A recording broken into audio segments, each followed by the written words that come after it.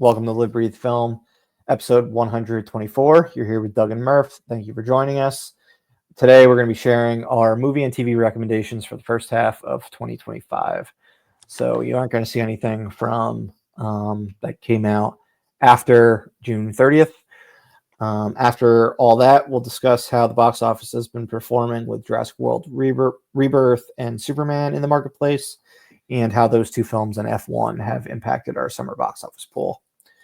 And then lastly, for some more fresh content, check out the latest installment of our yearly film series, only on YouTube. We're covering 2024 in this one, so we are officially going to be caught up. And we'll be talking about some films that Doug, our former co-founder, host Corey, and myself were fans of that we didn't talk much about on the podcast previously. Corey's fiance, Kate, is once again joining us for the final time in Corey's absence as well. And we'll be running through a bunch of her favorites from 2024 too. We hope you'll check out these films after watching us talk about them, whether for a first time or a repeat viewing. And as always, a friendly reminder before we begin, if you haven't already done so, please subscribe to Live Breathe Film wherever you choose to listen to your favorite podcasts. We appreciate all your support. All right, Doug. Let's get into the bulk of this episode, the meat and potatoes, our feature presentation, which are our 2025 mid-year recommendations. So we're going to be doing it for both film and television. What we'll do is start with film. We can do films that I think probably be best if we do it, the films that you put on your list and then the films that I put on my list, and then we can do the ones that we both put on our list. And then we can do the same for television as well. Cool. Yeah, that sounds good to me. All right. Then you want to start with the three films that you put on your list. These are, one of them I've seen, two of them I have not. Yeah, so the first one on my list was How to Train Your Dragon, which is the one you've seen because I saw it with you. Mm-hmm. I think it was it was a frame by frame for the most part recreation of the cartoon. But I think it was well done. I was kind of pessimistic about how this movie was going to look as a remake, just because it's dragons. It's very fanciful. I think you just made up a new word there. A fanciful word, fanciful movie that's in a fantasy world. Yeah, I think fanciful. All right, I'm going to stop trying to say it. There's a word there. There's a real word in there. For some reason, my mouth just cannot pronounce it at the moment. But yeah, I mean, I think it was surprising because this is a movie that dragons are a big part of this movie. And you see how shows like Game of Thrones, although the dragons look great, it's a small part of the overall TV show. And so it just kind of questioned how good they can make the dragons. And then you've got a main dragon, Toothless, who's supposed to be very cute and lovable. And how do you kind of marry the fact that these dragons are supposed to be scary at times, but also lovable creatures that ultimately will be embraced, with Toothless being the the gizmo of the gremlin of the in this analogy of gremlins, where he's the cutest of the dragons and the one that you're supposed to really love the most. And I think the dragons look good. I thought the way that they made Toothless looks very similar to his cartoon counterpart. But yeah, it seemed like that was the only thing that seemed very that looked exactly like the cartoon was Toothless. I haven't seen the animated movie, but from the trailers, That was the one thing that looked like kind of like animated versus everything kind of having a more realistic look to it. I thought they did a good job. I mean, there was some stuff where I think being as faithful of a storytelling and not really changing much from the cartoon. I think there were some parts where that was probably a mistake because I think there are certain things that like I remember you saying this there's after the movie. yeah, there's some things that like the goofiness works because it's animated, whereas when it's you're trying to be as goofy and over the top in a live action, it just feels off, feels Yeah. weird. Um, and so I think there were probably some pieces of it where they probably shouldn't have gone as faithful and maybe toned down the goofiness of it. Um, but I thought like the flying was fantastic. Um, and just overall, like I thought overall that they succeeded in the goal, which is to create a live action version of this animated movie. So I think just because of the fact that I think it was a hard movie to remake and they did it well and succeeded, um, I'd recommend the movie. Yeah, and as someone who didn't have any existing real knowledge of the franchise outside of trailers, which I barely remember, it was really just the look of the character and the animation design that I was familiar with. But I thought it was an entertaining movie. It just didn't necessarily blow me away. Maybe if I had more of an attachment to the property and where the trilogy is going, I would have. But I would by no means say I didn't enjoy it or anything like that. It just wasn't one of my favorites. Okay, that's fair. I mean, I would like I said, I don't think it like blew me away or was the greatest movie ever, but Yeah, but you definitely one of the, recommend it. I definitely recommend it. The other two movies that are on my list are streaming movies. Um, the the first of the two is Predator Killers of Killers, Killer of Killers. So Um, this getting you hyped for Badlands later this year? um, I don't know. Badlands doesn't look that good, in my opinion. I don't know. Interesting. I'm not sure. But Killers of Killers was good.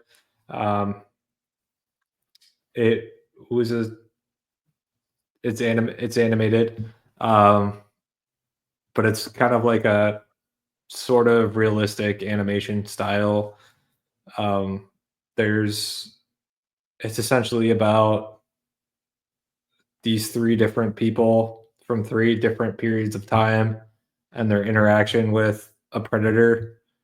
Um, and there's just like the first one is like takes place in Viking times, and so it's like a Viking against the predator and just like them duking it out. The second one I think is in Japan, and they're same thing, kind of duking it out. And the third one is like in the 50s, I want to say, and it's a pilot.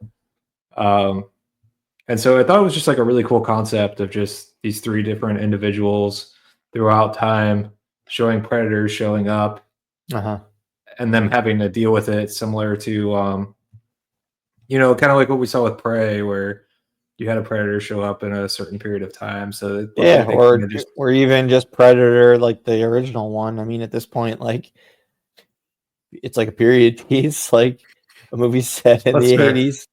Um, Yeah, they kind of just went with that concept that like predators have been coming to Earth throughout history yeah, in order to test themselves, and so just seeing how each group with what weapons and things they had would try to fight off a predator, I thought was kind of a really cool concept.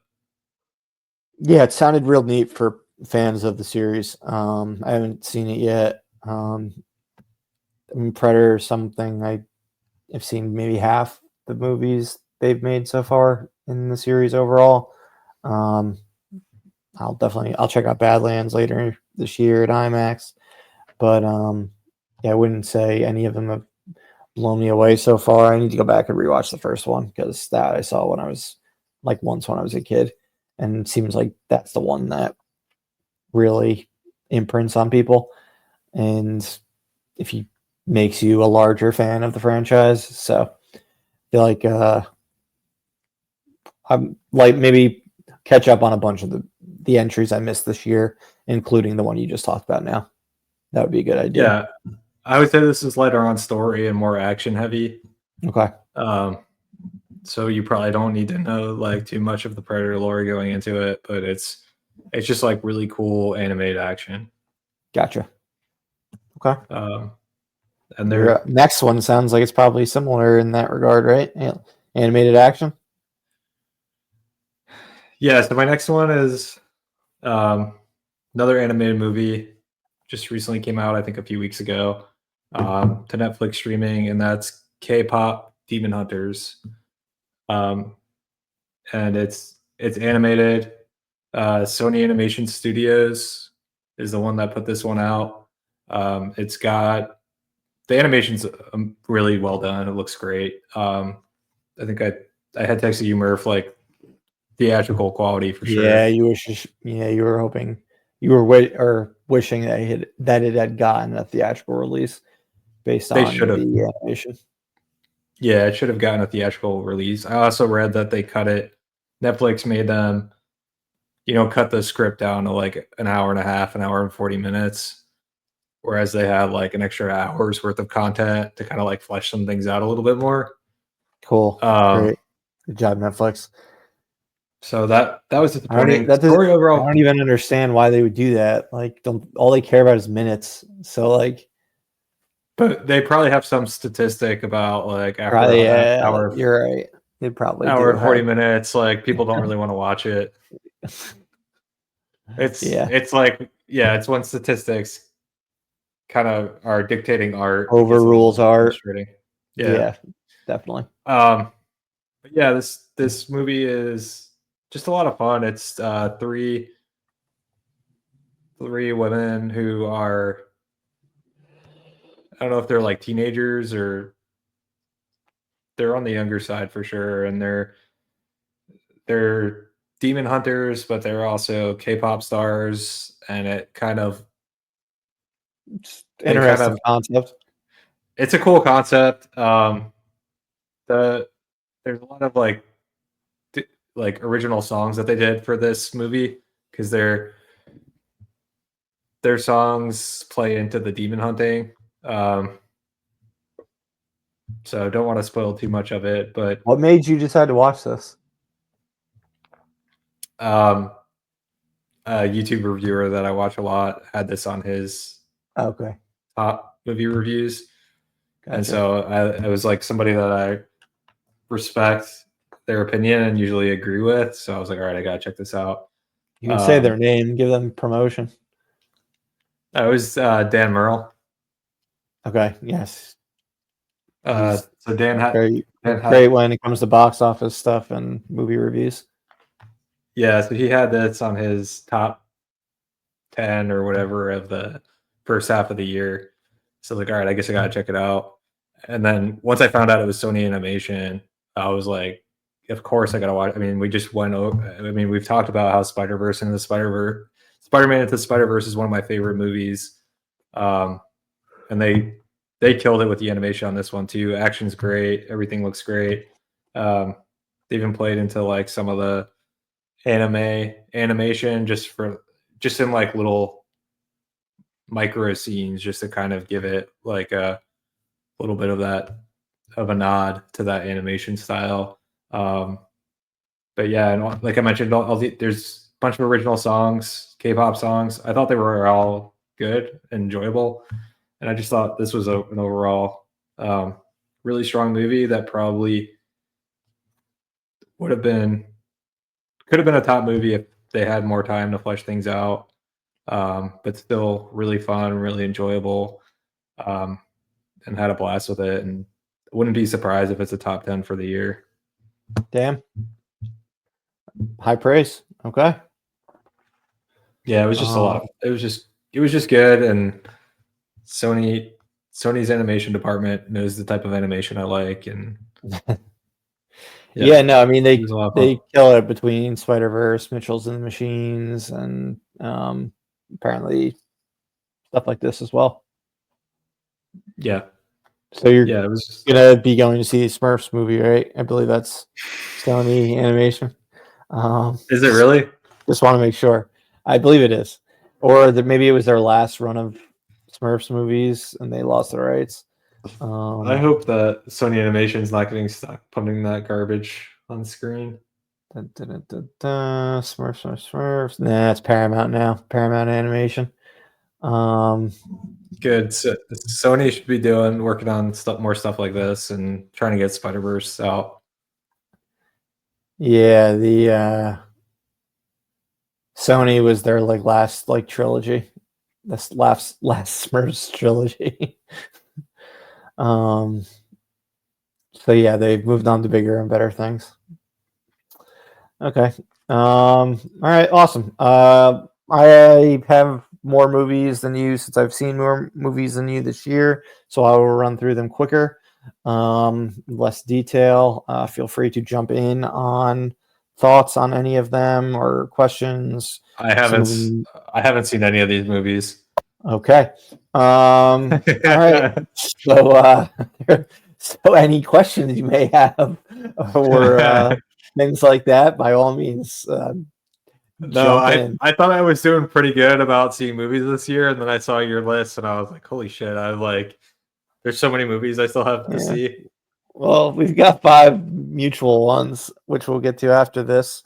But yeah, there's a lot you got to catch up on, I guess.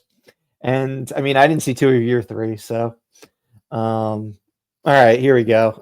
In release date order. 20 or no, alphabetical order, my apologies.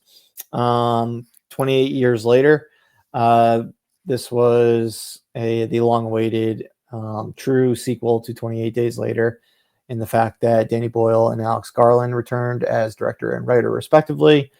We have to wait for Cillian Murphy to eventually make his appearance, but in this 28 years trilogy that they're currently working on.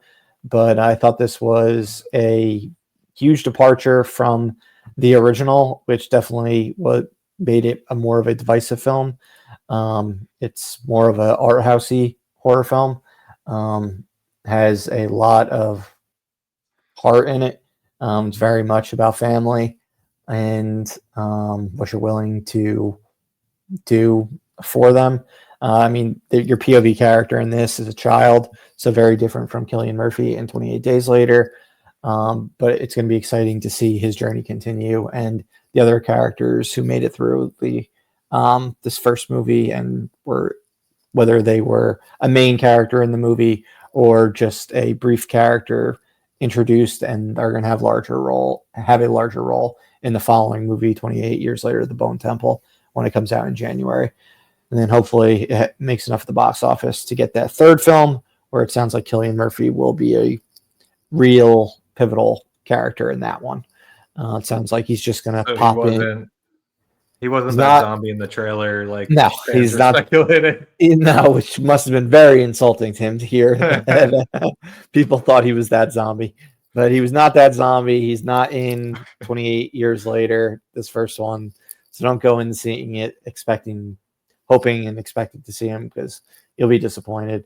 But he supposedly has Danny Boyle's been saying it in the press. He is in the next one, but it's a small role, and his big role would be in that concluding movie to the 28 Years trilogy.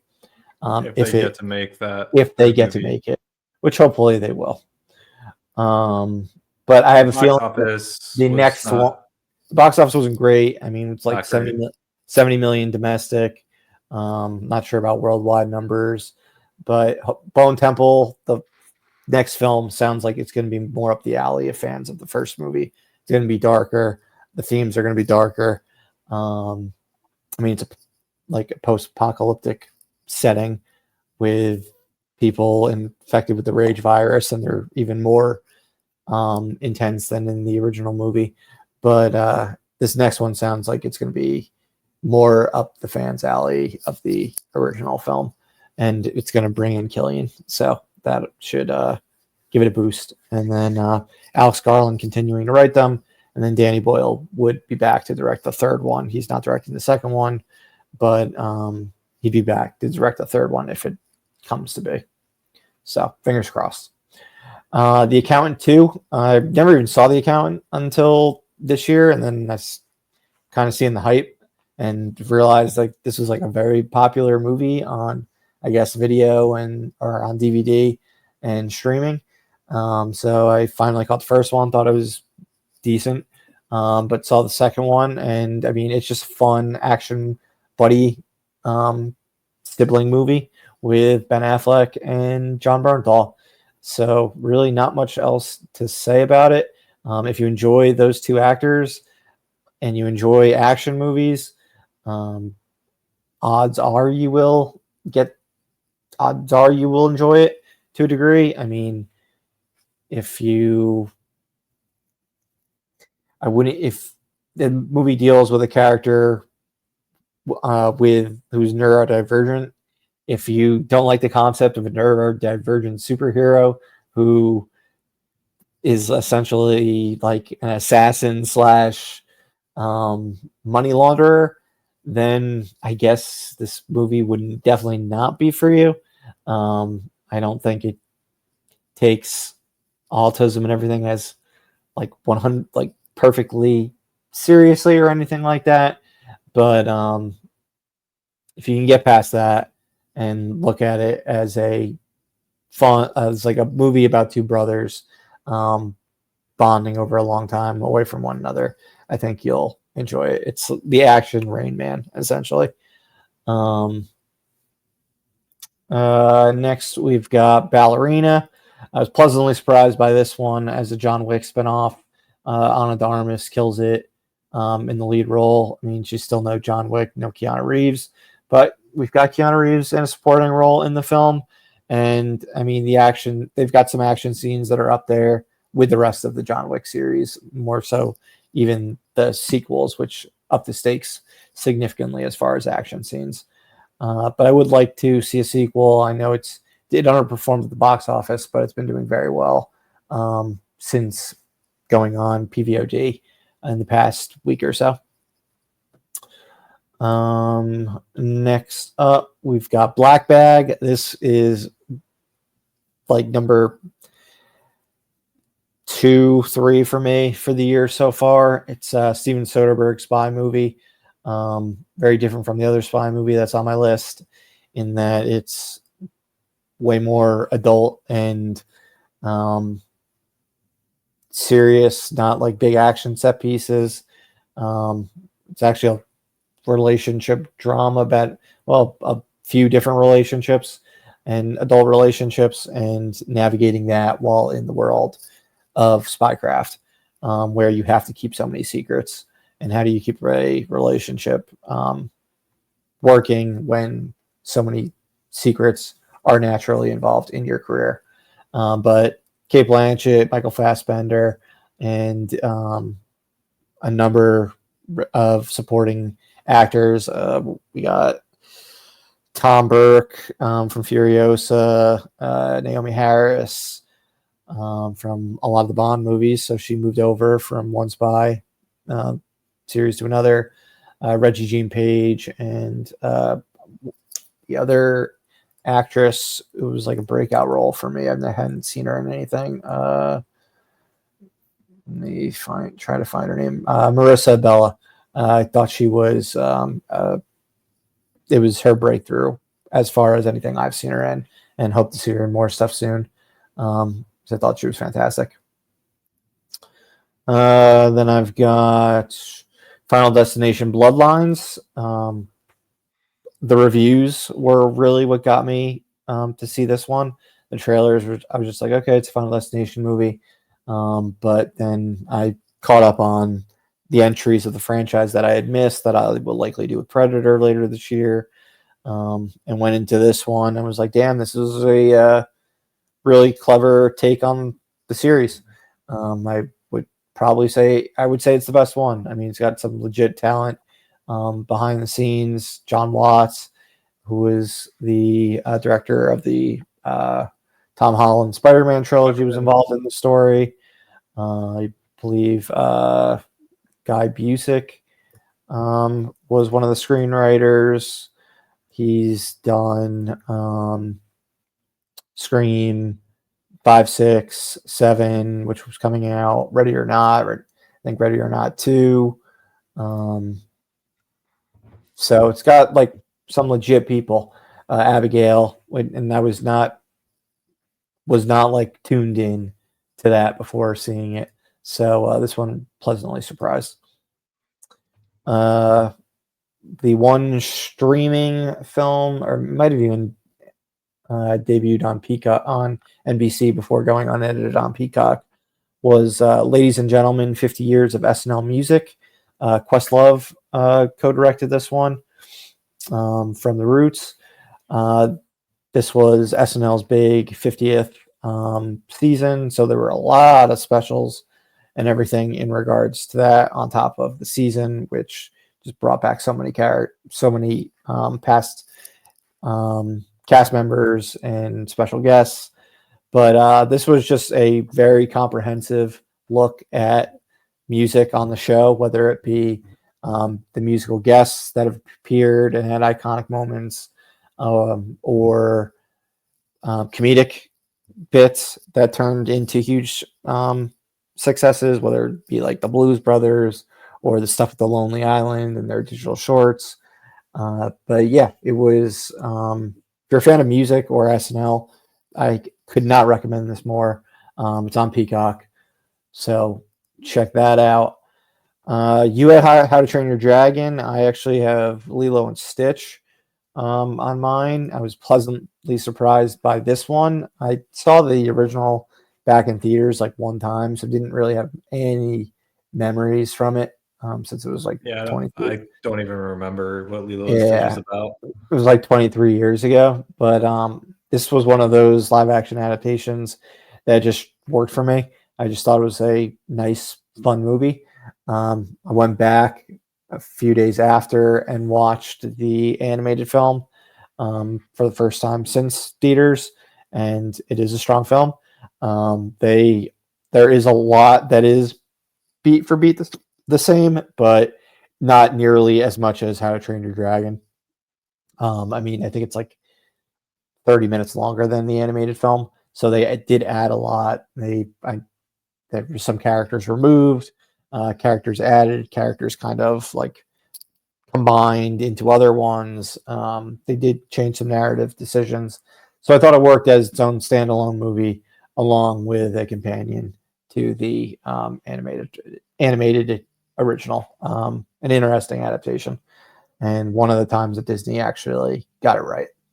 And it really came down to the casting. The girl who played Lilo was great, and then the fact that they got the original voice of Stitch led to people loving that character all over again. And I believe we are getting a live action sequel to that one. So after the Snow White situation where they're like, oh, we're done with live action adaptations and stuff. Yeah, exactly. Okay. Changed our minds between now that Lilo and Stitch is a monster hit, and they likely will have a monster hit next year with Moana. And yeah, now we're going to have Lilo and Stitch too, and God knows what else. Eventually we'll get a Frozen. That's like guaranteed. It's just a matter of when that happens. What did you say? When you say Lilo and Stitch 2, is that a live action Lilo and Stitch 2? Lilo and Stitch 2. Is there an animated? They've done direct. They've done apparently a ton of direct to like DVD animated stuff that follows like the original movie, but never a theatrical animated sequel. I think they're past the point of being able to do that just because they have like a whole canon of animated sequels. But I would think that this would be a original sequel and not any sort of an adaptation of one of their direct-to-video animated. Yeah, usually you don't adapt your direct-to-TV, exactly direct-to-video stuff. It's like Mufasa when they did the prequel to that. They made a whole new thing versus doing just like a sequel to one of the direct-to-TV movies or direct-to-video movies. or an adaptation of one of those sequels. And then the last three, we've got Materialists. This was impressive. It wasn't the movie they were advertising. I mean, I shouldn't necessarily be surprised because it was A24. It was definitely deeper than what they were advertising. It's really impressive in the fact that all three characters are unlikable to a degree, but they're played by such likable personalities that it still somehow works. So Dakota Johnson, Chris Evans, and Pedro Pascal are the three. I would say it's not so much a romantic comedy, but it's a dramedy. Yeah, I mean, it's not the deepest movie in the world, but it is a solid follow-up to Past Lives from director Celine Song. Not near the highs of that film, but a worthy follow-up. Then I've got Mission Impossible: The Final Reckoning. That was the other spy movie. If this is the last one, which I imagine I wouldn't be shocked if there's another 10 years from now. It's not the best like in the franchise by any means. It's a little too fan servicey and too focused just on all, like they put way too much focus on exposition and just two set pieces versus like Dead Reckoning Part 1, which was just like set piece after set piece after set piece, and same with Fallout. So it takes a step back and it does get a little too fan servicey. So it is one of the lower ones on the list, but I mean, Mission Impossible is like probably my favorite it's my favorite like long-term franchise throughout my lifetime. So regardless of its faults, it still has many highs, and will still recommend it. And lastly, we've got Warfare. So Alex Garland, who wrote 28 Years Later, he co-directed this one. A intense war movie. Just it's fairly limited in scope in where the movie is set. He co-wrote it as well with Ray Mendoza, who is an actual character in the movie, because it's based on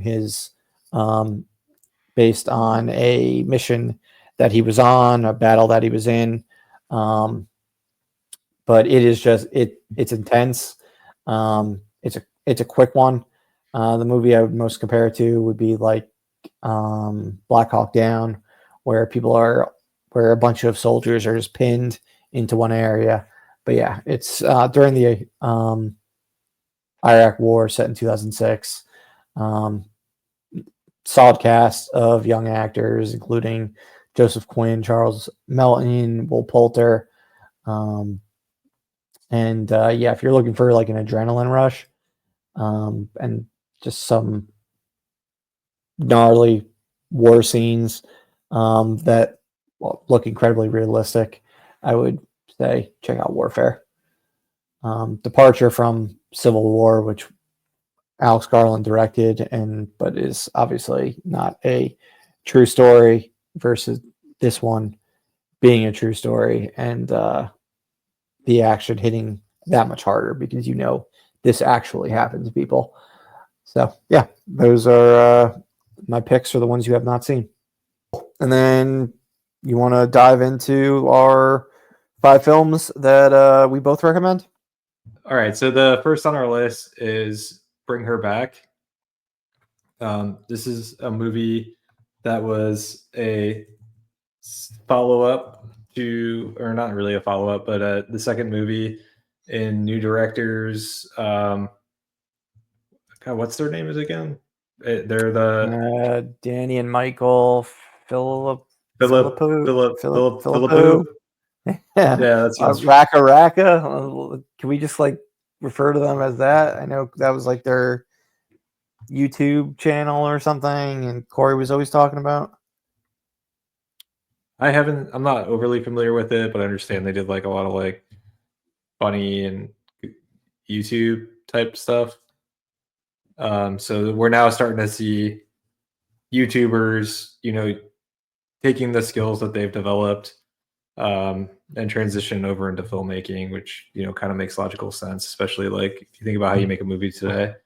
But anyway, this is the first movie that their theatrical debut was Talk to Me, which was a surprise movie that I really loved. I think you liked it as well, Murph, just not as much as I did. So both were excited to see what they had in store for Bring Her Back. And movie's really fucked up. Some gross stuff. Yeah, movie's really fucked up. Yeah, way more fucked up than well, not way more fucked up, but Talk to Me is pretty fucked up, and it feels like they maybe like took the fucked upness to another level. Yeah, they did.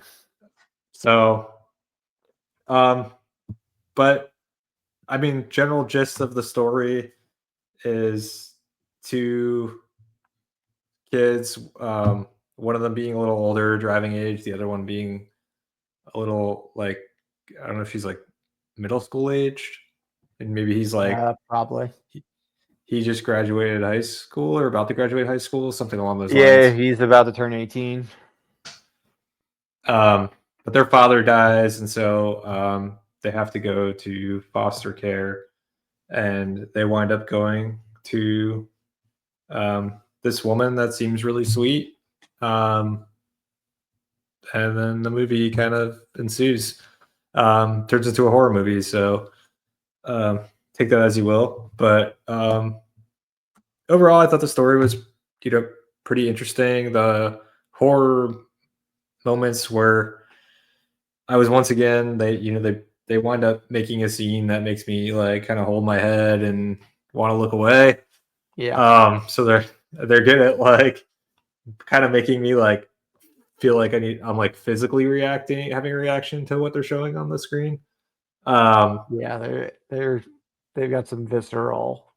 They create some visceral reactions from the types of violence that they show. And then just all the acting was really good from the two kids. One of them being visual. I should have mentioned this. The middle school age kid is visually impaired, and the older brother, who's going to be turning 18, is not visually impaired. But the dynamic that they have as brother and sister is really good. The way they deal with the visual impairment, I thought, was really interesting.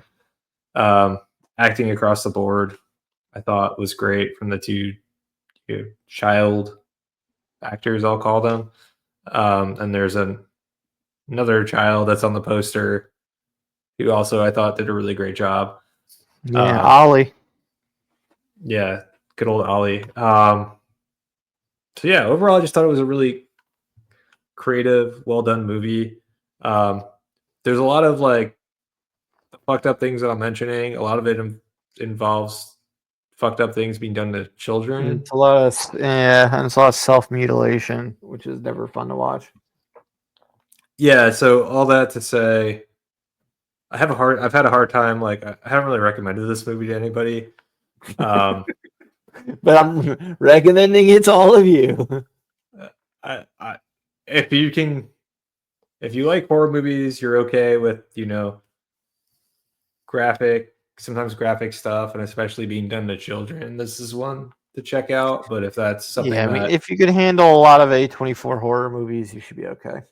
I mean, I thought this was a solid follow-up to Talk to Me as well. Similar to what I had to say about Slain Song and Materialists.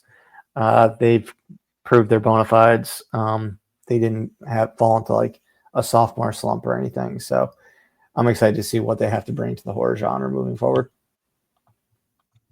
Yeah, and supposedly we're getting a sequel to Talk to Me, right? Yeah, that was announced a while back. And so was didn't they shoot something simultaneously with one of the characters from the first movie, the one who kills himself in the beginning of Talk to Me? Nothing ever ended up coming from that.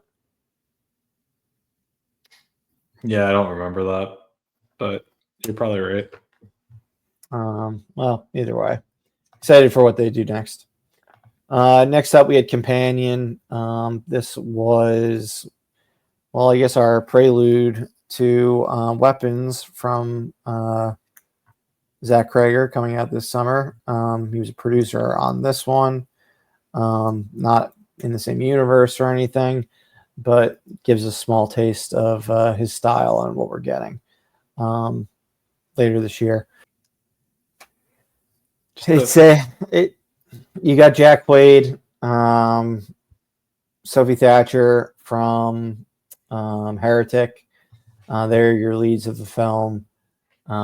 It is a thriller. It's funny. A lot of the laughs come from Harvey. How do you pronounce his last name? Gillen from What We Do in the Shadows. Guillermo from What We Do in the Shadows. Yeah,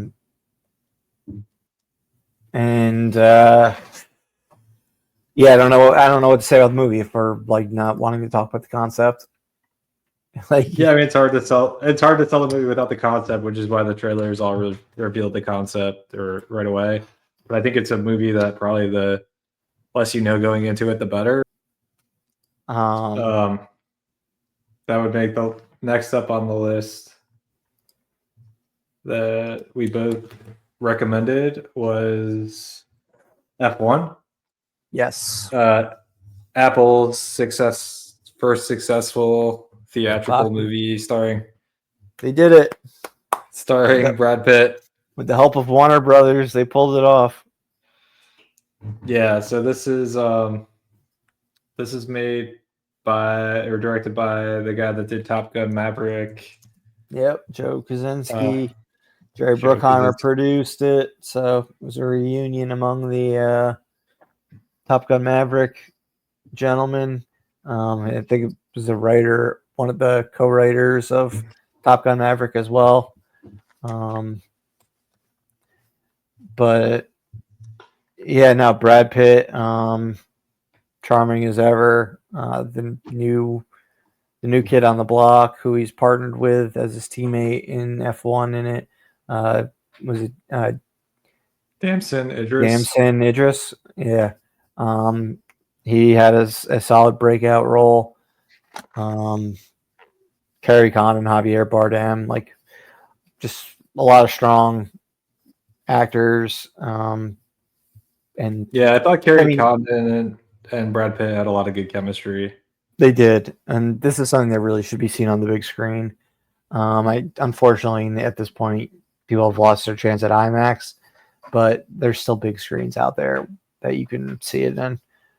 Because just like Top Gun Maverick and feeling like you're in the cockpit of an airplane, feeling like you're in an F1, a Formula One car, with Brad Pitt, like it's wild visually. Yeah, it's really cool the way they did everything visually. It's a fun movie. Yeah, I had a really good time with it. Story's not anything like too complicated or too crazy, but I don't think you needed it. Yeah, past the prime guy coming back to try to reclaim glory alongside the young buck who doesn't want this other guy to get in his way while he's trying to make his name. That's your movie. It's a tried and true formula, and it works here because it's got appealing actors in it.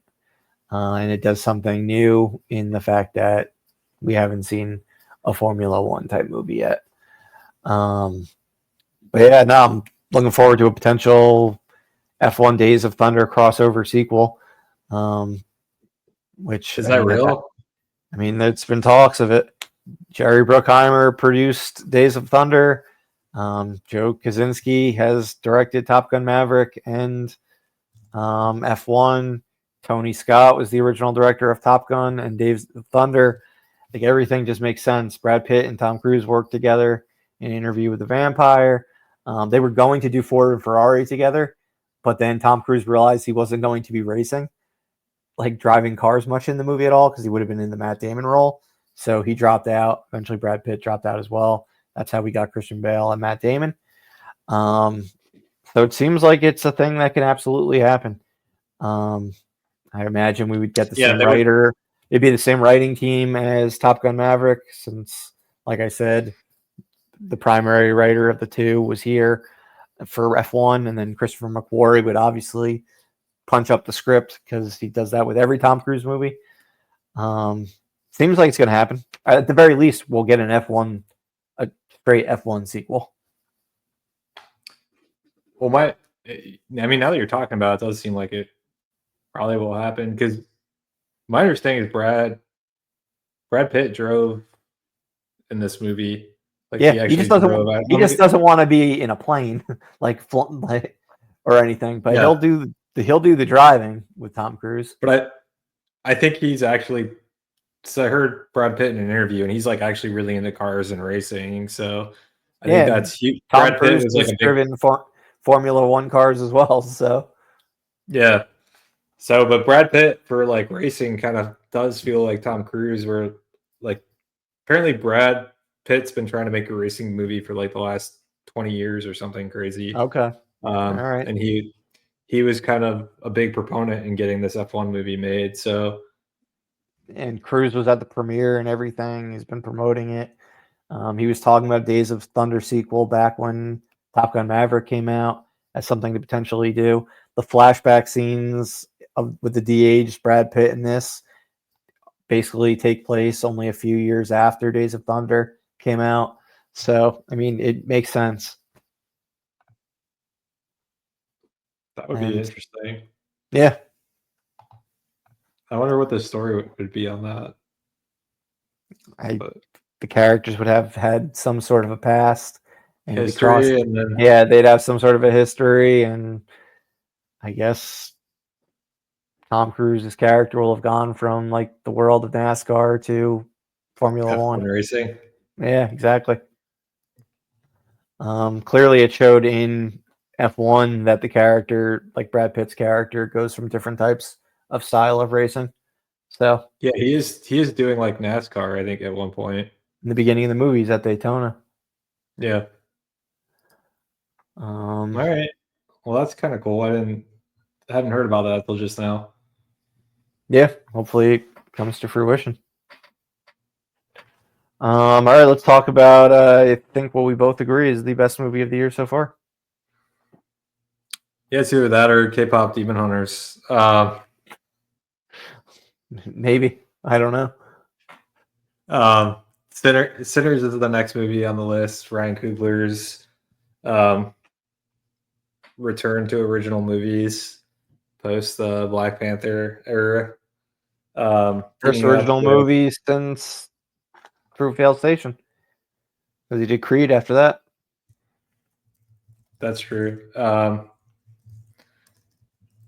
And it's teaming up with Michael B. Jordan as Coogler does with all of as always. Movies.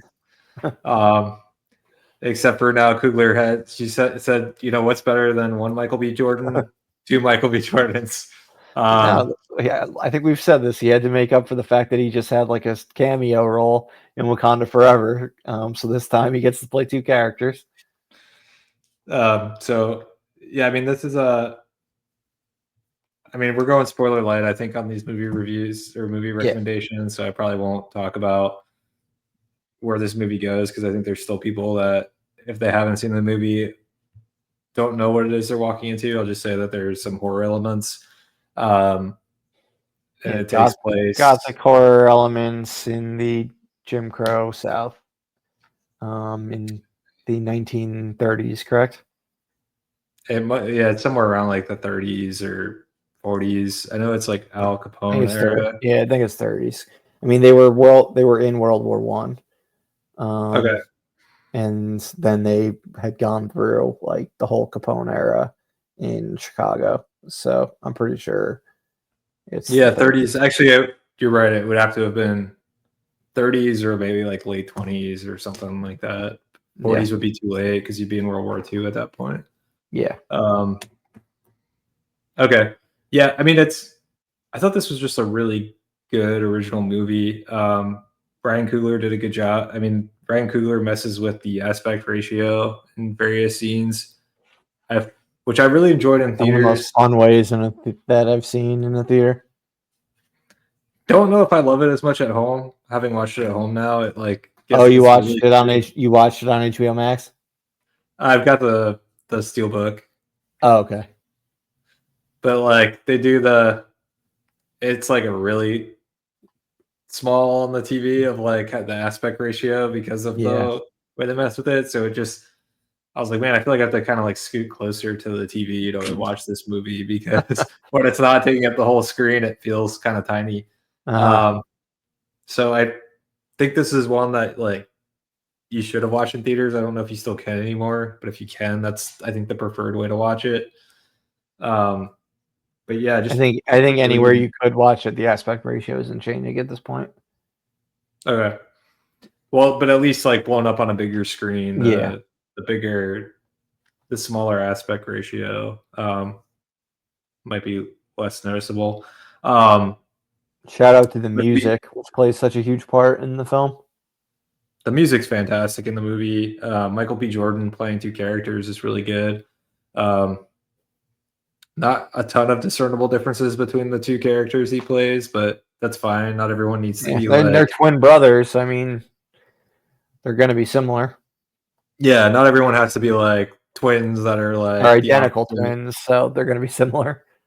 I know Yeah, plenty of sometimes you see twins them. that are nothing like one another, but A these lot of guys times are. you see twins, and it's like there's like the shy, quiet one, and then like the outgoing, risk taking one, and they're like the opposite ends of the Yeah, spectrum. this isn't Arnold Schwarzenegger and Danny DeVito. Yeah, it's definitely not those twins.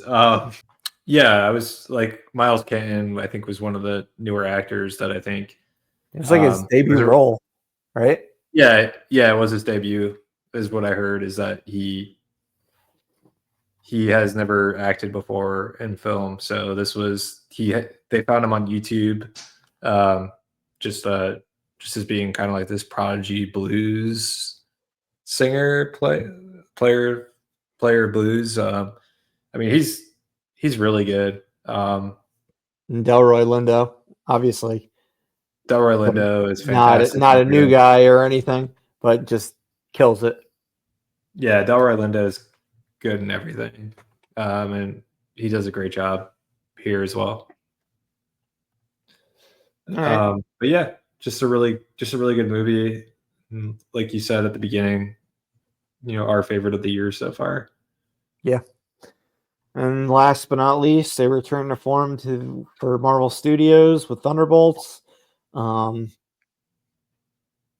I mean, this one was like a legitimately good movie. Not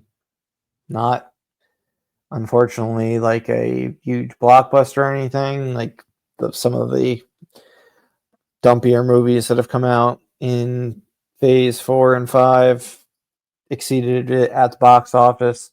But I mean, this was I think as good as we could have hoped for based on how things have been at that studio with when it comes to bringing TV characters onto film or vice versa, or putting smaller characters into the spotlight. They really made it work in this one, and I think it had to do with the fact that um, it seemed like it wasn't so much the Marvel machine. Like they worked with a lot of different people outside of um, their usual comfort zone. Like there was a lot of people that came in from A24 to work on the picture, and it really dealt with more darker subject matter, um, whether it be grief, depression, what have you, substance abuse. Um, it deals with some heavy shit in what's ultimately like a anti-hero team up movie.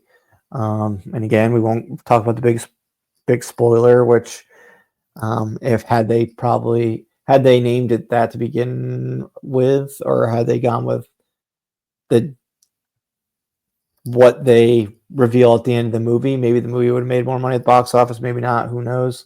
Um, but yeah, this was a refreshing um, superhero film, and I mean, it kind of goes to what James Gunn has said recently. Is he doesn't believe necessarily in superhero fatigue. He believes in mediocre movie fatigue. And this was thankfully a stronger outing in the superhero space and not being a mediocre movie. Yeah, no, I completely agree. I think this was good and probably the best we could have hoped for a Thunderbolts movie. And the introduction of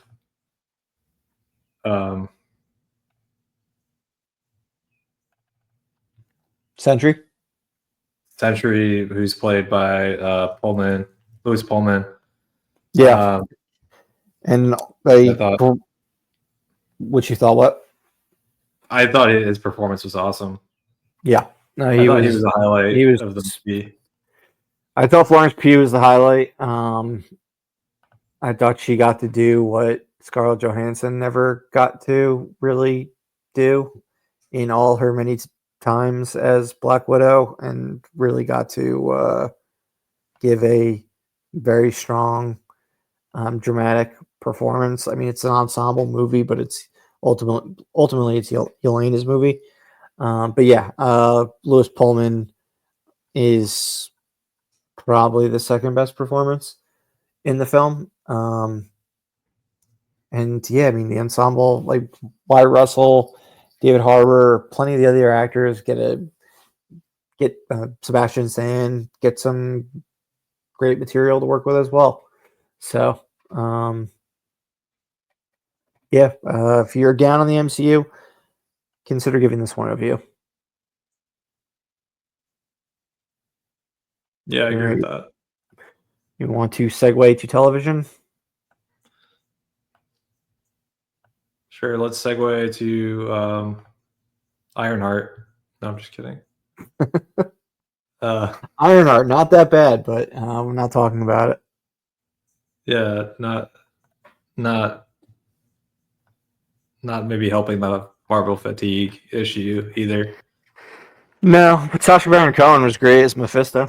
We finally got Mephisto. So yeah, Corey, you would have been right if you had predicted Mephisto was going to show up in Ironheart, which you probably would have. I found a text from October 2022 where he says Sacha Baron Cohen is going to be Mephisto in Ironheart. All right. And it only took until summer 2025 for it to actually be official. So Corey, you got it right. Finally, if you got it. He'd been shooting that shots since WandaVision, but it finally happened. Yeah, no, that's a good call out for the movie or the TV show that we'll probably never talk about again. Yeah.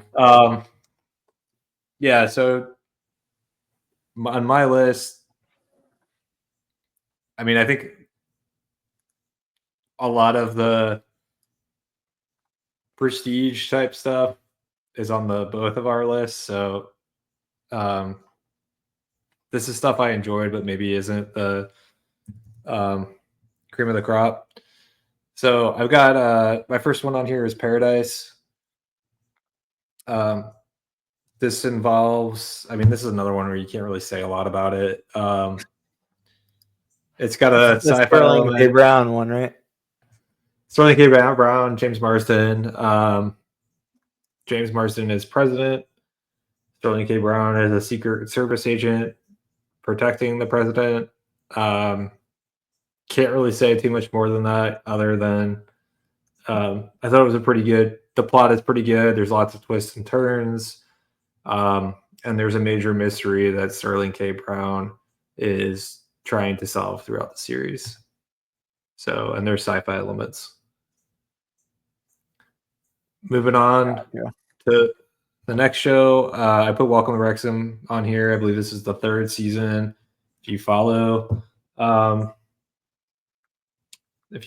Wrexham's journey, they've started out at the lowest in the English Premier system, and the English football system, and they've worked their way up with this last soccer/football season. They've been promoted over the last 3 seasons, they've been promoted back to back to back to back, which is kind of a unheard of thing. I don't think it's ever happened in English football before. Soccer team's owned by Ryan Reynolds and Rob McElhenney, and right now this is showing their last promotion and how they got to that last promotion,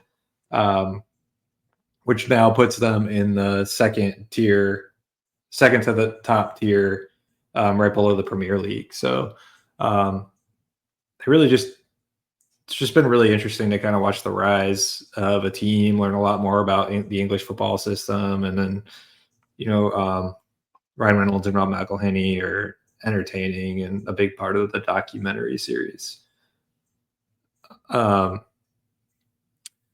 Moving on, Silo season 2. This is based on a book. The concept is, I can talk about this one a little bit. The concept is that there's been some sort of event, and as a result, for hundreds of years, everyone lived in a silo deep underground, and they have a whole society based on they have a whole society that basically doesn't know what our world looks like today or what this world would have looked like, because all these people know for the last hundreds of years is living in the silo. And just it's an interesting concept. There's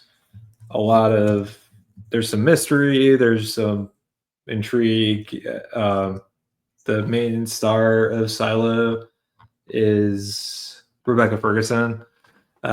She's good in the role. I think her American accent comes and goes. Overall, I think she does a pretty good job. I think Silo season 2 is weaker than season 1. My understanding is that they took one book and split it into 2. I think they kind of dragged this one out. Yeah, so this one kind of dragged out a little bit too much, but it's still an interesting show, and still, I think, worthy of a mention. Awesome. Yeah, and the only other thing I thought of that isn't on my list that I would mention is Our Friends and Neighbors. I thought was pretty decent, and that's a show that this is its first season. It's on Hulu, maybe. I don't know if that's right, but stars John Hamm. That's Apple TV Plus. Oh, you're right. Yeah, it's Apple TV Plus. Stars John Hamm, Olivia Munn, Amanda Peet. Probably better to say less about it than more, but just John Hamm is kind of this rich asshole character that winds up in circumstances that makes him become maybe less of an asshole.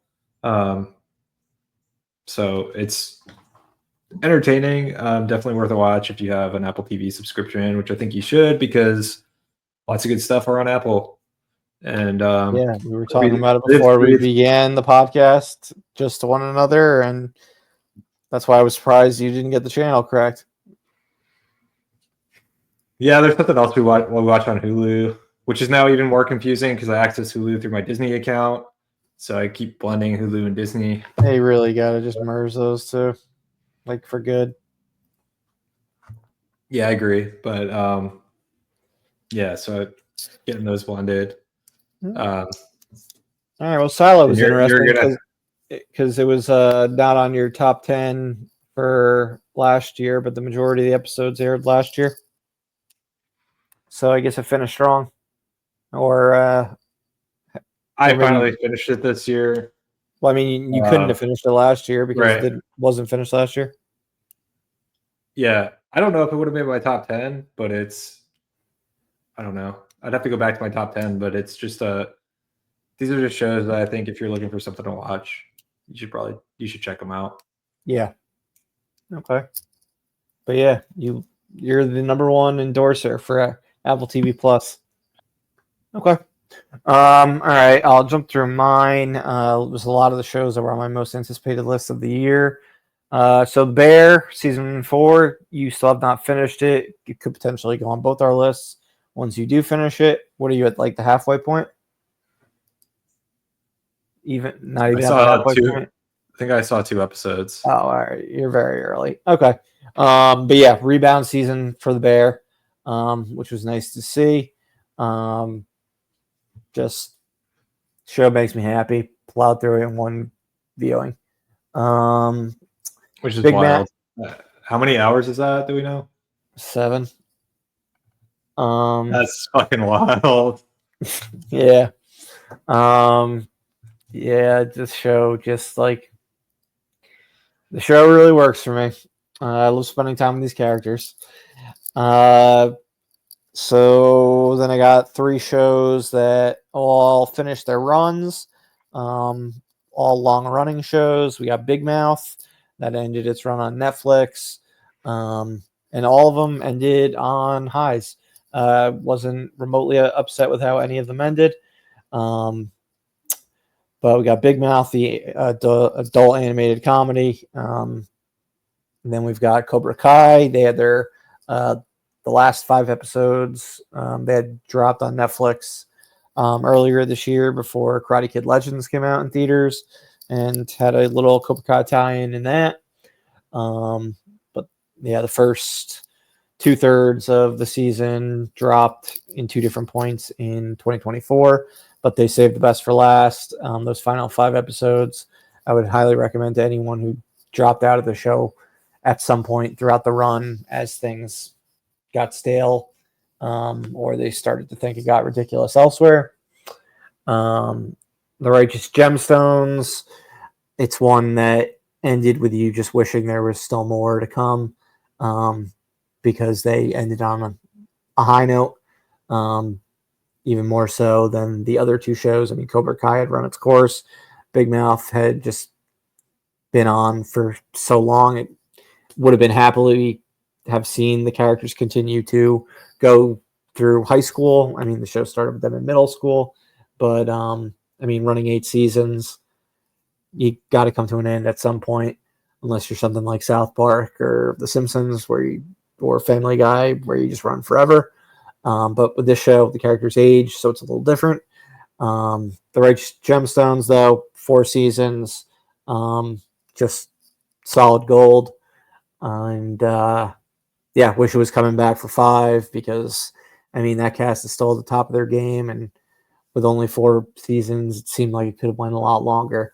But Danny McBride decided it was time to end it, so he ended it on top. And then lastly, this just missed my most anticipated list, because I included Ryan Johnson elsewhere on my most anticipated movie list. So I kind of talked about it there just very briefly as a little cheat, because that's what I do. I make the little cheats so I can talk about the things I like. But Poker Face, season 2 ended. Man, I just love this show. Just great episodic television, where the majority of the episodes are standalone, but then there's some overarching season-long plot threads, some returning characters, but for the most part, I mean, it's Natasha Lyonne, and new guest stars every single week, and her solving a murder where we've seen the crime occur at the beginning of the episode, and we're watching her solve the case.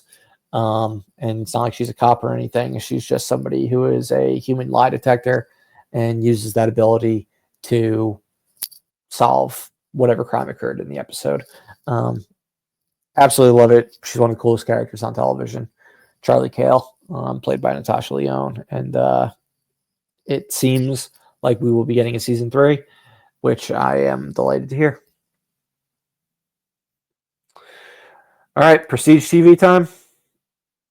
Well, I guess we're going to Prestige TV, although not all these are Prestige. No, not all of them are. 5 of the 6 are. Even though, right, 1, 2, 3, 4, 5, 6. It's a mixture. All right, let's start with the big guns. Andor, a Star Wars story, the best Star Wars maybe ever. Just so damn good.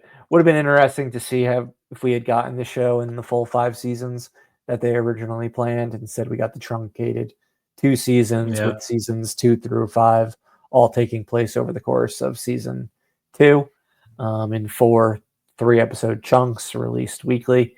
But it still worked so well. Yeah, I think I would have I think if in a perfect world I would have gotten my 5 seasons, and it probably would have been incredible and a better product. Because they would have had more time to kind of flesh things out and kind of help us get to where we ultimately wind up, which is go ahead. See, if in your perfect world, season 5 wouldn't come out until like 2035. Yeah. Think about how great the de-aging technology would be by then. That's true. No problem making. And it would be taking place before Rogue One from 2016.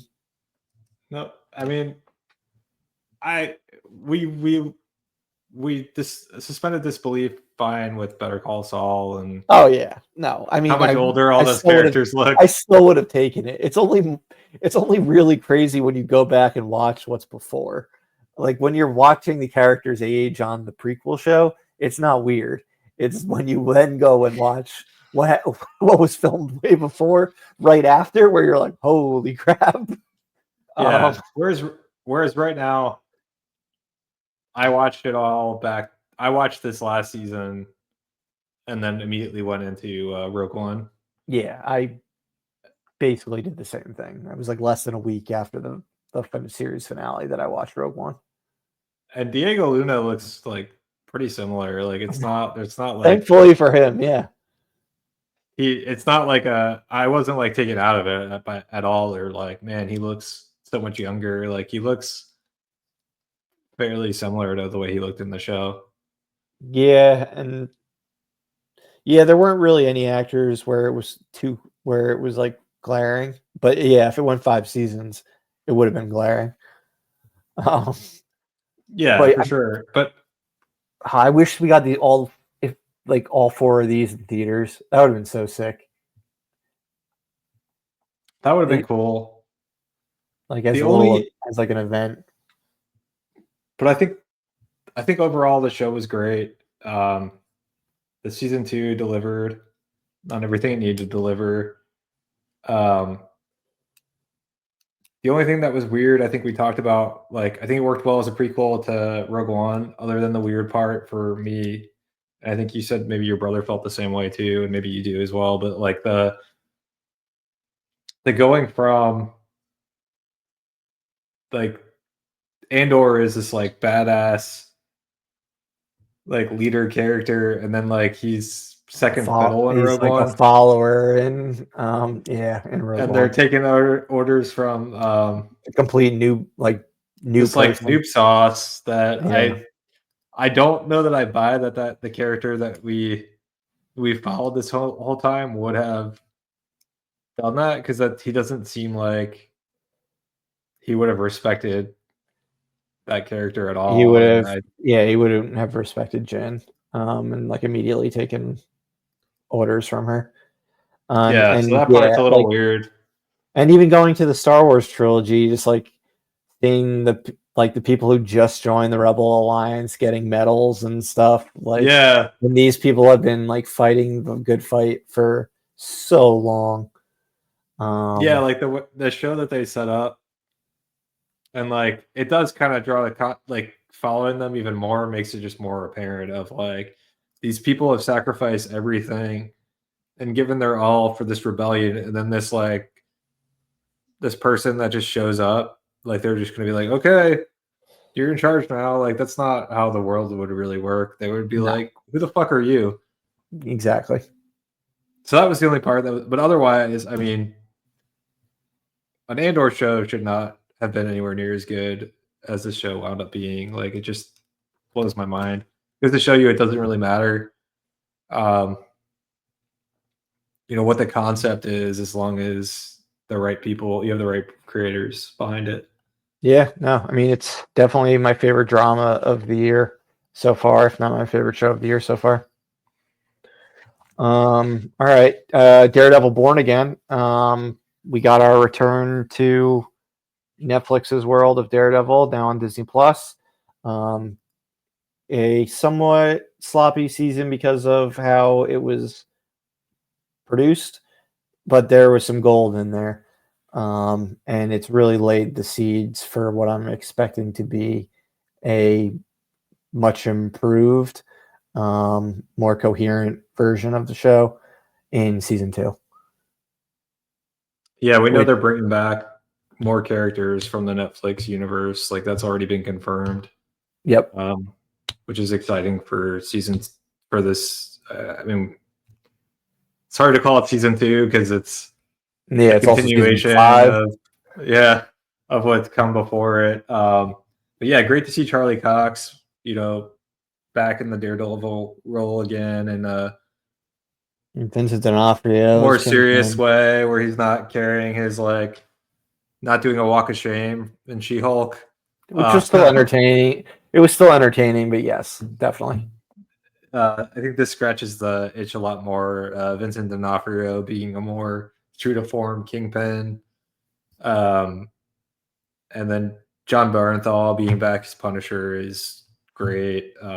Just really good to have all these characters back, and all these actors playing these characters again. So I think you and I A both agreed revival that, that actually works. yeah, and I think you and I agreed that Daredevil got kind of cut too short because of the whole Netflix Disney. Um, Yeah, with yeah, Disney Plus coming based, out, Netflix just canceling all their um, Marvel shows. yeah, I think that we just think that. I mean, season 4 was one of the better seasons of the show, and so it ended too soon. So I'm Season glad 3. season 3, correct? Um, so anyway, just really happy that the show's back. Hopefully, they find their footing in this next season, whether you want to call it season 5 or season 2. Yeah, I think this was as good as it could have been, considering all the issues and changes that went on behind the scenes. So I'm very excited to see how season 2 ends up being with the same production team involved the entire go. But it seems like it should be a show that they can run year after year after year and actually be consistent with the timetable, unlike most television shows nowadays on cable or streaming. Okay, then we've got The Last of Us. I don't think we need to go in depth in this because we devoted an entire episode to it fairly recently. I agree.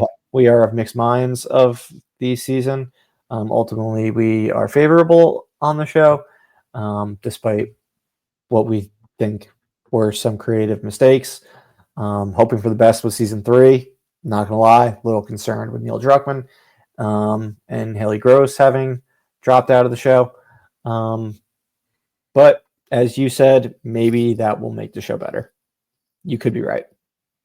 Yeah, I mean, we just don't know. Obviously, there was some unevenness. I don't know if that came from Craig Mazin or it came from Neil Druckmann. If it came from Craig Mazin, we might see a decline. Yeah. If it came from Neil Druckmann, maybe it gets a little better. So I don't know. We'll have to see how it all plays out. But obviously, Neil Druckmann, there was either creative issues or he truly didn't feel like he had enough time to devote to the series. And I think either way, I don't think it probably would have made sense for him to continue if that was the case. So Yeah. I don't know. We'll see. Hopefully, it's not a bad thing. And we do need new games from Naughty Dog, so this isn't necessarily the worst thing in the world. But all right. Severance. Um, I think we were both fans of this season, but not as big of fans as season 1. Yeah, I mean, I think that's kind of when I look at the list that we have on here for shows that are in a second or third season.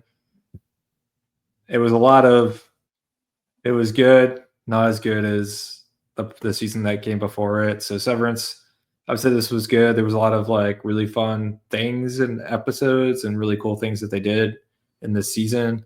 But I just don't think it was as strong as the first season. But I mean, the first season was Exactly.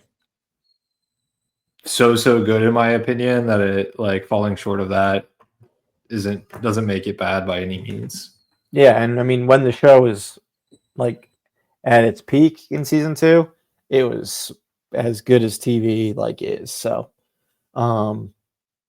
they took some creative risks. They had some pacing issues in the second half of the season, but definitely still all on board with the concept and where this mystery box show is taking us.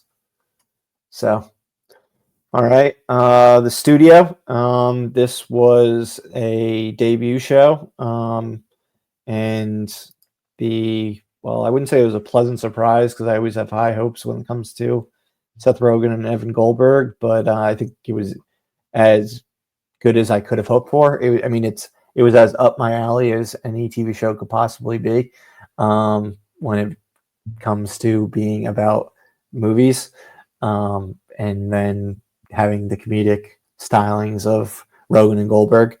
But just A-list cameos galore, similar to how Poker Face has so many great actors appear as guest stars in each episode. This is a very similar situation. But yeah, a lot of inside baseball jokes when it comes to Hollywood, along with it being like having some of the like best pratfalls on like television in a long time. Like it's just a funny laugh out loud comedy, whether it is with stuff that not everyone's going to get or something that everyone will get, like somebody getting a hat thrown at them and then them falling backwards in a seat onto the ground, or if it's something super super industry related that not everyone's going to get. So yeah, I can't wait for season 2. Yeah, I worry on this recommendation that it's not going to hit as well for folks that aren't really into movies. I just don't know because it does feel like there's a lot of inside baseball. So that would be my only caveat. But to your point, maybe maybe there is enough non-inside baseball that, because there is just stuff that's funny that happens that it would be funny regardless. But I mean, watching Bryan Cranston high out of his mind on mushrooms and basically being weekend at Burnhead around Las Vegas is just, anyone could find that funny. Yeah, and there was just a lot of funny guest actor appearances. Like, I mean, you mentioned Bryan Cranston. I guess he's a main role. Maybe I don't know. He's not in that the many title credits. Okay, Yeah, he was in the first episode and then he kind of disappears for a while. So I think I think he's in maybe like 4 of the 10 episodes.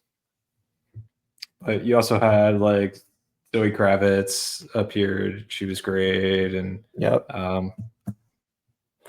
Martin Scorsese, Dave Steve Franco, Buscemi, Ron Howard, Dave Franco, like you said, Anthony Mackie. I mean, the list goes on and on. Everyone in that Adam Scott, like everyone in that Golden Globe episode. So yeah, and just anchored by some stellar performances from Rogen, like Barinholtz, Catherine Hahn, Catherine O'Hara, Chase Sue Wonder. So yeah, if you are remotely interested in movies, which why the fuck are you watching this podcast if you're not? Yes, anyone who's watching this and listening to us, they should be into the studio, I would think. All right, and then our last TV show on the list is The White Lotus. As a anthology show, there's obviously going to be ups and downs as casts change, new characters come in. This, I would say, was the weakest of the 3 seasons, like clearly the weakest of the 3 versus 1 and 2, where I could easily argue 1 is the best versus or 2 is the best, depending on how I'm feeling.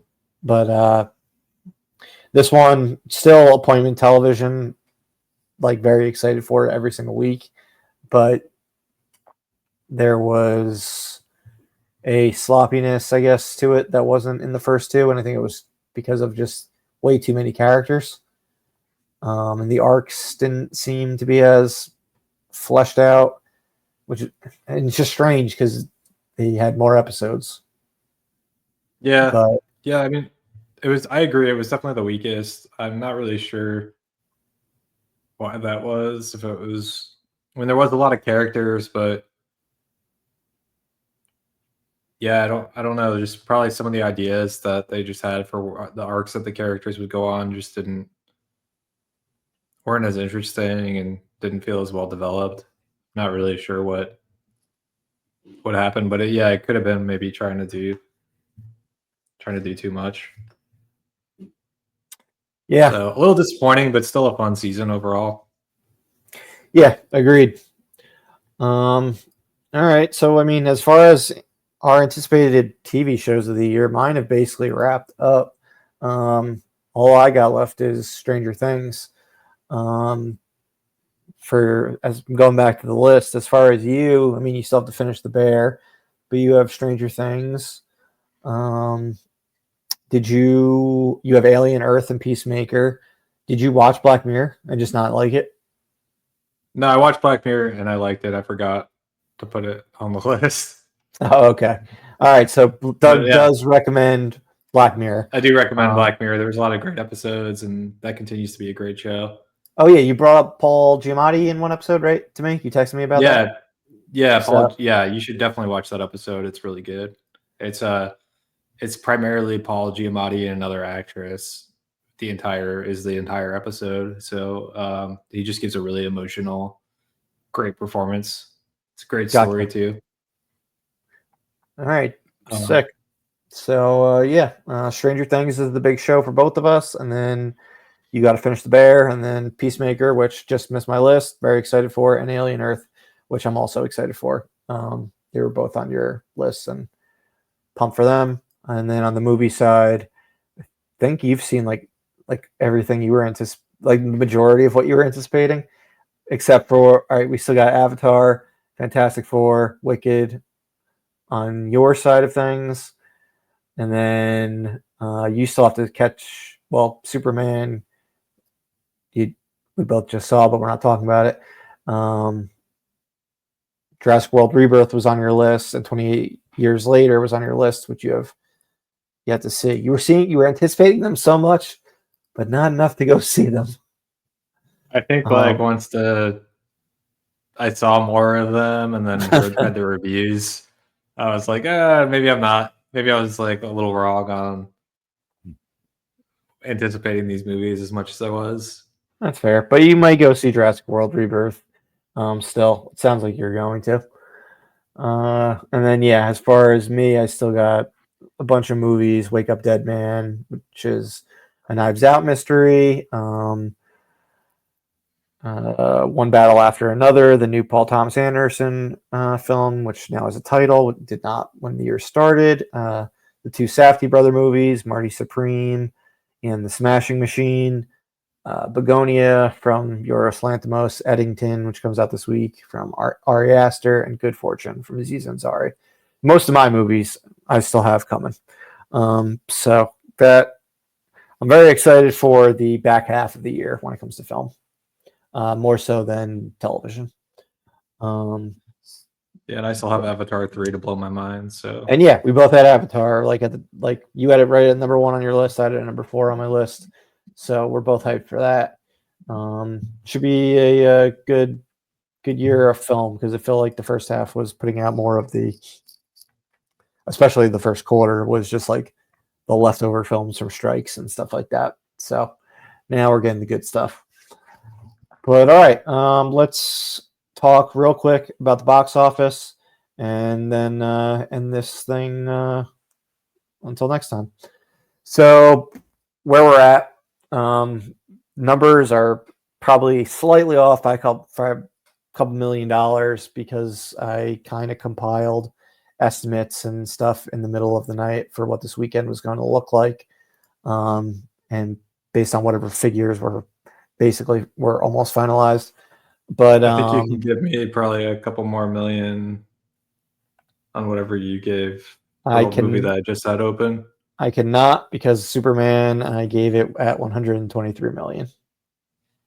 Oh, and it's 122 right now. So it's 1 million less, but close enough. So right now, I'm at a billion. Doug is at basically 950 million, 949. So let's just say we're 50 million apart. So very close as far as that. We both have 3 movies left.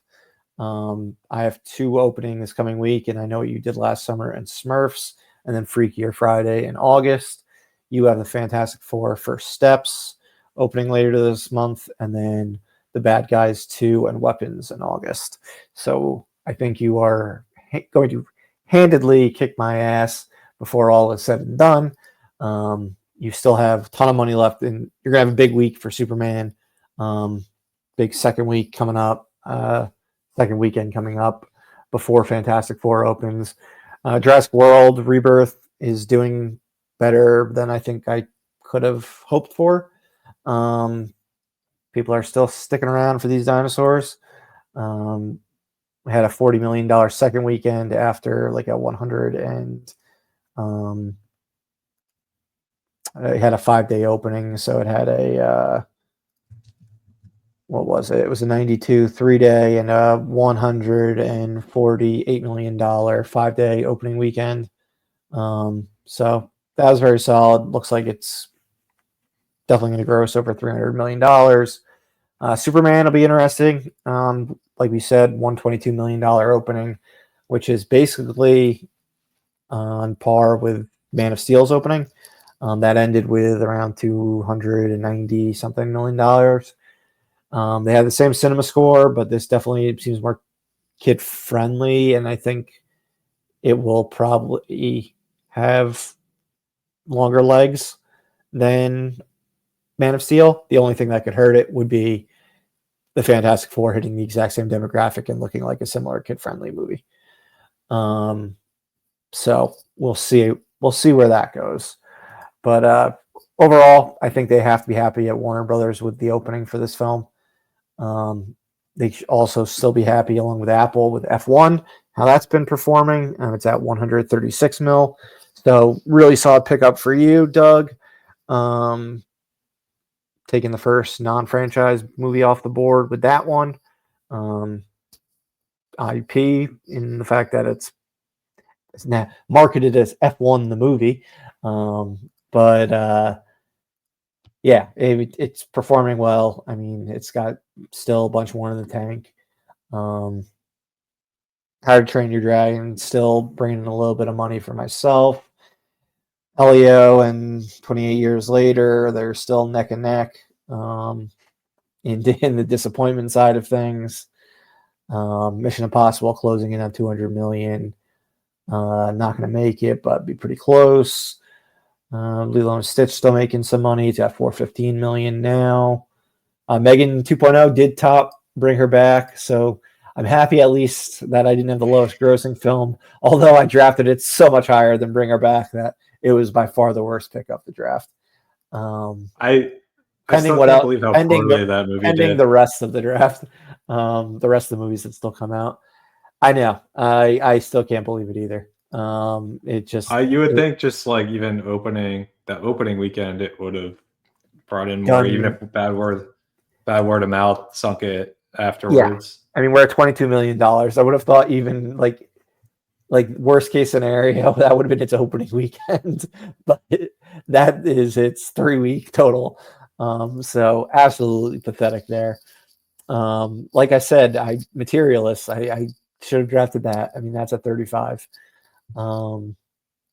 But which I could potentially make more than You know, I know you did last summer Smurfs. I'm not high on either of those movies. I think I had a very bad draft. So kudos to you for other than Karate Kid I'm Legends not. and Elio and Bring Her Back. You did great with F1 Final Destination and Lilo and Stitch and Superman, and you're going to do great with Fantastic Four, and who knows about bad guys too or weapons. Yeah, I'm not ready to receive the flowers that you're trying to throw at me right now. I think there's still some Freakier Friday 2 is a big unknown, and I know what What you do did you? last summer is a big What, unknown. you think Freaky Friday's gonna make like $300 million? I don't know. It could. You have so much more money coming from Superman, and then you have Fantastic Four still. Yeah, I don't know. We'll see. And I only But have a $50 million lead. It's just like it's not over, but it's over. I would need Freakier like all my movies to overperform significantly, and all your movies to disappoint, in order to win. yeah, Fantastic Four though we agree is an unknown. I mean, yes, should make hopefully a couple $100 million, but Yeah, like how big will it be? I don't know. They're trailering the shit out of it. Every time I go to see a movie, it's like the Fantastic Four. Yeah, exactly. I mean, if Thunderbolts makes $190 million, Fantastic Four is going to make over 200. So how much higher it goes, I don't know. Does Superman go that much higher than 300 million? I don't know. But I we'll know can't more. imagine it does. But yeah, well, the second week should tell a lot. Although The second it'll week will still have tell the a lot. IMAX. Yes, Which I said this to you earlier. you And have dominated IMAX this summer, with the exception of my little Mission Impossible run. You have had like a stranglehold on it, and Thunderbolts. I had it.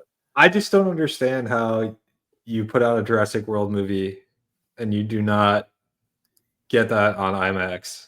I don't know if it was because they filmed it with film that had something to do with it. Like they didn't use IMAX digital cameras. But like, out of all the movies that were in I can't IMAX, explain it. like dinosaurs, you're not going to put dinosaurs on the biggest possible screen. Yeah, I don't know what they were thinking there. It's just weird. It is very weird. I don't know if F1 And they just left had money on the the table by doing. exclusivity because because wasn't F1 at one point, was it ever scheduled for last year? I don't remember that. It seemed like it'd been filming forever because they kept popping up at F1 events to film races. But it seems like it has been locked in at a release date for a really long time. And Jurassic World Rebirth kind of like just sort of like popped up out of nowhere at the end of last summer. They fast tracked the hell out of it just to hit a release date. Maybe some of those combinations of things led to it. But yes, I don't know how you don't have dinosaurs on the biggest screen possible. Just it's weird. It is very weird. But that franchise like is bulletproof. They change the cast, they do whatever, and it still like makes money. I should have went Superman Jurassic World as my 1-2. But I didn't. I mean, How to Train Your Dragon? How to Train Your Dragon is not doing bad. I mean, it's like 300 million, right? It's at 250 now, or like close to 250. Okay. It's at 240 now, so it's definitely making over 250. It's going to make somewhere between 250 300 million. I mean, Jurassic World, will probably make somewhere between. We'll probably make like 350. So I didn't leave that much on the table. Lilo and Stitch was just huge for you. It's the only one that really killed it. And then like you did really good with your later picks with F1 and Final Destination. Yeah. Well, all right. Let's stop. Let's stop giving me the win just yet. Fine. I don't know when our next episode it will be, but at least 2 of my movies will have been out by then. Potentially Fantastic Four will have been out for you. But yeah, once Fantastic Four opens, we're going to have a much better idea on if this thing is open and shut at that point. Because at that point, I'll have nothing left but Freakier Friday, and you'll still have 2 more movies. Man, I hope Fantastic Four is good. Just as like it has in nothing to do general. with the draft in general. I just hope it's good. Yeah, we'll see. I don't know. How's the buzz been? It feels like there's buzz behind it, but Like, or have we heard any like people like talking about it? Like, no. No. There hasn't been like any discussion of like test screenings or I don't know if they're just not showing this movie to people because of the Robert Downey Jr. of it all. If like that's going to be a big, but that if it's just the after credits, then you wouldn't show the after credits. But it could be more than the after credits. So who knows? Yeah, I mean, maybe he has a bigger role than we're thinking. I mean, that's shoving a lot into the movie between Galactus, Silver Surfer, and Doctor Doom. But I mean, technically, they did that in Fantastic Four: Rise of the Silver Surfer, so they could do that if they wanted to. I heard they cut John Malkovich from the movie completely. I didn't know he was in the movie. That's a rumor I heard. He was in the trailer, but I heard he's been cut from the movie completely. I mean, if you're comparing it to Superman, though, it's like a fraction of the things that are stuffed into Superman. Yeah, it's this one's going to be interesting because I mean, Superman basically like it's done what the opening weekends of Superman movies have done in the 21st century, the 100 million plus openings, whether it's over a 5-day period or 3 and change for Man of Steel. But Fantastic Four has never had like a opening over like 50 million from those 3 movies. So it's going to be very interesting to see how it does with the MCU of it all. I think it's still going to open. Yeah, 56 million for the first one, 58 million for the second, and the reboot was really bad. 25 for the reboot. I think it's going to open bigger than Superman. Really? Okay. That's my prediction, yeah. I think that it being a part of the MCU is going to change how it opens as far as the Fantastic Four movie goes, and I think people are anticipating that this is actually going to matter. Yeah, I mean, I guess if you think about it, what's Thunderbolts open to? 80 something?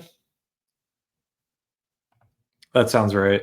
And I think this is going to be a lot bigger than Thunderbolts. And Superman open to 122. So, yeah, I mean, it certainly can. It should definitely gross 40 million more than Thunderbolts did on its opening weekend. So, yeah, you're probably right. The MCU I'm thinking 150. We'll do it. 150 plus is kind of what I have in my head, but okay. I don't know. I tend to be sometimes over high on superhero movies, and they're especially when the multiverse is involved. Yeah, that multiverse gets you. I think people are. If we're talking about Return of Robert Downey Jr., I think people are going to be excited about that. Oh yeah, they will. But I don't know, especially if it's keying. It seems like it's going to tee up for the Avengers movies. So if that's the case, maybe that'll get some people interested as well. All right. Well, that's the box office through Sunday, July 13th. We'll talk more about it, where things stand in our next episode. But that's a wrap for today. Again, for more new content, check out our yearly film series segment for 2024, exclusively on YouTube. This has been Doug and Murph at Live Breathe Film, signing off.